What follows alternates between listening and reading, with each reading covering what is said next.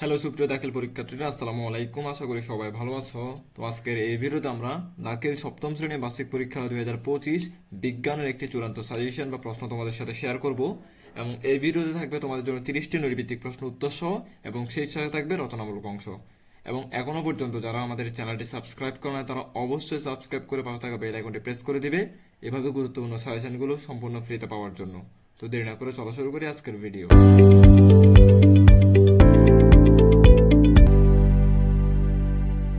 তোমরা খাতা নিয়ে বসো এবং একটা একটা উত্তর আমি যেগুলো বলবো সেগুলো খাতা লিখে ফেলবে, এবং সে পরে ভিডিও দেখে আবার একটা একটা করে ভিত্তিক করে তোমরা প্র্যাকটিস করবা।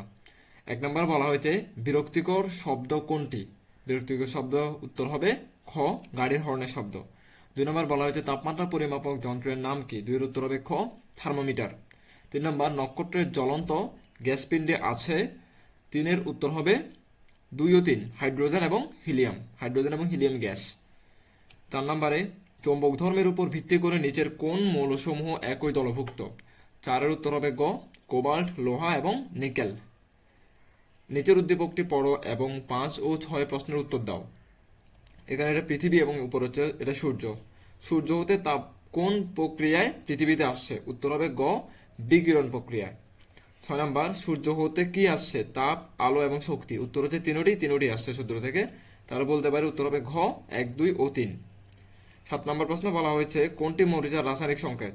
উত্তর হবে ক, Fe2O3 ইন্টু NH2O। ওকে। 8 নম্বর কোন গ্রহটি বরফ ও গ্যাস দ্বারা গঠিত? 8-এর উত্তর হবে ঘ, ইউরেনাস। 9 নম্বর পরিবেশের জীব উপাদান কোনটি? উত্তর হবে 9-এর ক, উদ্ভিদ মানে গাছপালা আর কি। সুরহীন শব্দ কি? গোলমেলে হয় এবং বিরক্তিকর হয়। 1 ও 3, 1 ও 3 কোনটা? খ নম্বর। 11 নম্বর বলা হয়েছে প্রোটনের চার্জ কি ধরনের? 11-এর উত্তর হবে ক, ধনাত্মক। হয়তো একটু দেখা যাচ্ছে না, আমি একটু দিকে নিয়ে আসতে হবে। ওকে। 12 নম্বর বায়ুর তাপমাত্রা কমতে থাকে কোন স্তরে? 12-এর উত্তর হবে ক, ট্রপোমণ্ডল। নিচের উদ্দীপকের আলোকে 13 ও 14 প্রশ্নের উত্তর দাও। আনিস সাহেব একজন নির্মাণ ঠিকাদার। তিনি বিল্ডিং এর সৌন্দর্য বাড়াতে সাধারণত চুনা পাথরের রূপান্তরিত শিলা ব্যবহার করেন, তবে কখনো কখনো গ্রানাইট পাথরও ব্যবহার করেন, যা ম্যাগমা থেকে উৎপন্ন।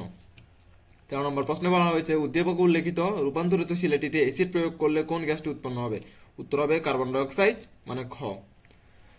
14 নম্বর উদ্দীপকে উল্লেখিত গ্রানাইট কোন ধরনের শিলা? 14-এর উত্তর হবে ক, আগ্নেয় শিলা।